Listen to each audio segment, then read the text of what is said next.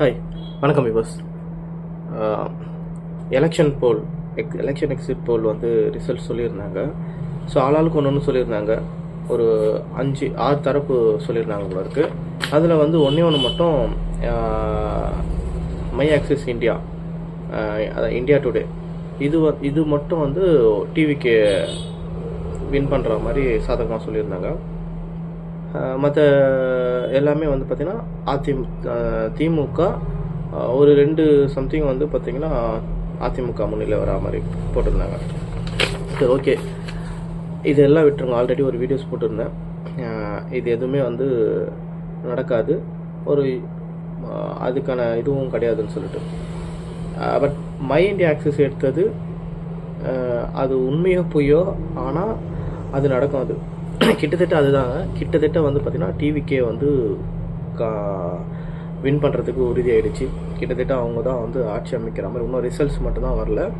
So என்னோடய guess என்னன்னு பார்த்தீங்கன்னா 110லேருந்து 160 வரைக்கும் தனி பெரும்பான்மையிலே வர்றதுக்கான வாய்ப்பு இருக்குது.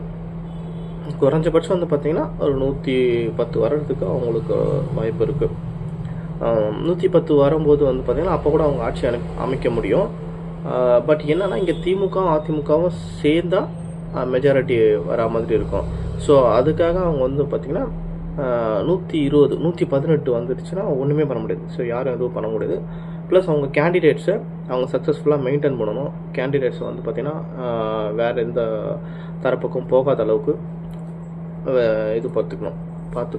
ஸோ அதுக்கெல்லாம் வந்து பார்த்திங்கன்னா விஜய் வந்து ரொம்ப ஒரு சரியான ஒரு பார்வையில் தான் இருக்கிறாரு. அதுக்கு தான் அவர் வந்து மீட்டிங் வச்சுருக்காரு. நேற்று நம்ம பார்த்தோம், பனையூர் ஆஃபீஸில் கேண்டிடேட்ஸ் எல்லாருக்குமே கூப்பிட்டு அட்வைஸ் பண்ணியிருக்கிறாரு, அறிவுறுத்தலும் செஞ்சுருக்காரு. ஸோ நீங்கள் எப்படி இருக்கணும் அப்படின்னு சொல்லிட்டு. ஸோ அந்த விதத்தெல்லாம் அவர் வந்து ரொம்ப கிளவராக தான் இருக்கிறாரு. ஏன்னா இந்த சூழ்நிலை வந்து பார்த்திங்கன்னா கேப்டனுக்கு விஜயகாந்துக்கு நடந்துச்சு. அவருடைய எம்எல்ஏக்கள் எல்லாமே வந்து பார்த்திங்கன்னா திமுக அதிமுக சைடும் வந்து பார்த்திங்கன்னா பிரிஞ்சதை நம்ம பார்த்தோம். ஸோ அந்த மாதிரி ஒரு வின் பண்ணதுக்கப்புறம் இந்த மாதிரி ஒரு நிலைமை வந்துடக்கூடாதுன்றதுக்காக கான்ஷியஸாக இருக்கிறாரு. ஸோ அவர் எல்லா விதத்துலேயும் கொஞ்சம் கான்ஷியஸாக தான் இருக்கிறாரு, நல்லாவே பார்க்க முடியுது. இதான் கிட்டத்தட்ட வந்து கன்ஃபார்ம் ஆகிடுச்சு. இதுக்கு முன்னாடியாவது கொஞ்சம் ஒரு டவுட் இருந்துச்சு. ஸோ இவங்க சர்வே எடுத்தது படி பார்க்கும்போதே வந்து பார்த்திங்கன்னா அதுலேயே வந்து முன்னுக்கு பின்முரணாக இருக்குது. என்டிடிவி இந்த மாதிரி சிபிஎன் இவங்களோட இது வந்து பார்த்திங்கன்னா ஒரு சர்வேனால் எத்தனை பேர் எடுத்தாலும் ஒரே மாதிரி தான் இருக்கும். கொஞ்சம் வந்து முன்ன பண்ண எடுக்கலாம். அவங்க வந்து எவ்வளோ எண்ணிக்கையில் வந்து எடுக்கிறாங்க, அவங்களோட கான்ட்ரிபியூஷன் எந்த அளவுக்கு இருக்குது, எத்தனை மக்களை வந்து சந்திச்சிருக்கிறாங்க, எந்தெந்த ஏரியாவை அவங்க வந்து பார்த்துருக்குறாங்க அப்படின்றத பொறுத்து வேணால் கொஞ்சம் மாறலாம். ஒரு தொகுதிக்கு ஏற்ற மாதிரி கொஞ்சம் ரிசல்ட்ஸ் வரலாம். தொகுதி வைஸாக வந்து சொன்னால் ஓகே. ஆனால் இவங்க யாரும் வந்து தொகுதி வைஸாக வந்து சொல்லலை. ஆனால் ஒரு ரேண்டமாக ஒரு சர்வே எடுக்கிறாங்க. ஸோ இவங்களோட சர்வே எப்படி இருக்குதுன்னு என்னால் புரிஞ்சுக்க முடியுது. பார்த்தா இவங்க வந்து சும்மா இப்போ வந்து திமுக தான் வின் பண்ணுற ஒரு இதுவில் இருக்குது. சரி, நம்ம அவங்கள ஒரு கெஸ்ஸில் போட்டு விட்டுருவோம். சரி, திமுக இப்போ சிட்டிங்கில் இருக்காங்க ஆளுங்கட்சியாக, அடுத்த வாட்டி அதிமுக தானே வரும், இங்கே அப்படி தானே களம் அமைஞ்சிருக்கு. ஸோ திமுகவுக்கு கொஞ்சம் எதிர்மான நிலை அதிகமாக இருக்குது, அதனால் அதிமுக வர்றதுக்கு வாய்ப்பு இருக்குது அப்படின்னு சொல்லிட்டு இன்னொரு தரப்பனுடைய ஒரு பார்வை.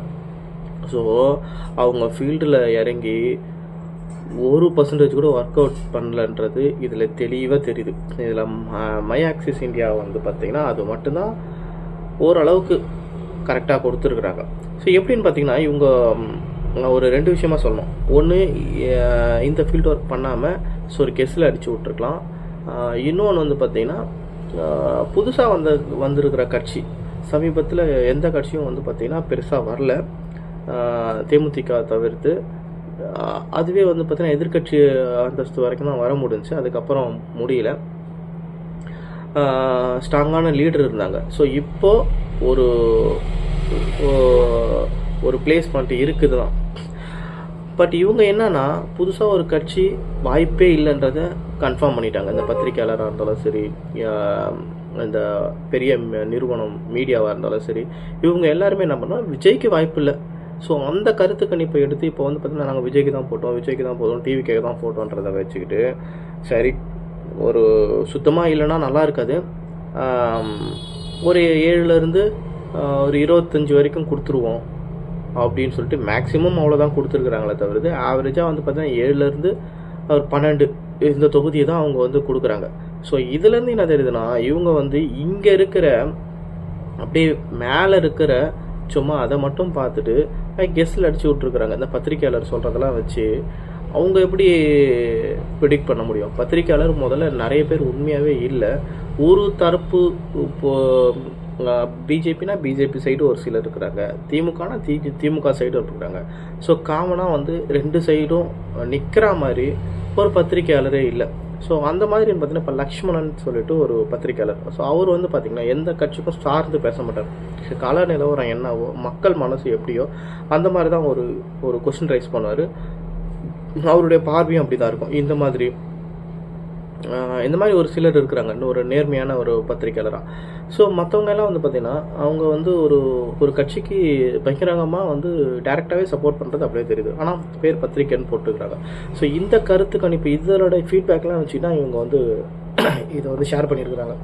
ஸோ என்னோட இது வந்து பார்த்திங்கன்னா நான் வந்து என்ன நினச்சேன்னா என்ன மாதிரி நிறைய பேர் தான் எங்கே கேட்டாலும் வந்து பார்த்திங்கன்னா டிவிக்கேன்னு சொல்லிட்டு இருக்கிறாங்க, டிவிக்கேக்கு ஓட் போட்டோன்ட்டு.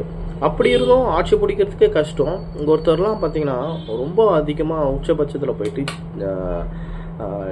டிவிக்கே தலைவரே ஜெயிக்க மாட்டார். விஜயே வந்து பார்த்திங்கன்னா இங்கே பெரம்பூர் தொகுதியில் ஜெயிக்க மாட்டாருங்க, 2வது இடத்துக்கு தான் வருவார் அப்படின்னு சொல்கிறாரு. 3லேருந்து மேக்ஸிமம் என்னமோ அவர் பார்த்து கொடுக்குற மாதிரி மேக்ஸிமம் 5% தான் வருவாங்க, அதுக்கு மேலே வாய்ப்பு இல்லைன்னு சொல்கிறாங்க. ஸோ இவங்களால எப்படி இந்த மாதிரி சொல்ல முடியுது? ஏன்னா ரிசல்ட்ஸ் வராமல் இருக்க போகிறது கிடையாது, இன்னும் ஒரு 3-4 நாளில் இருக்குது. அதுக்குள்ளே கொஞ்சம் கூட நம்ம இப்படி சொல்கிறோமே, சொல்லிட்டதுக்கு அப்புறம் ரிசல்ட்ஸ் எப்படி வேணாலும் வரும், அப்போ நம்ம என்ன பண்ணுறது அப்படின்றத யோசிக்கவே இல்லை. இவங்க இஷ்டத்துக்கும் பேசுகிறாங்க, எப்படின்னே தெரியல.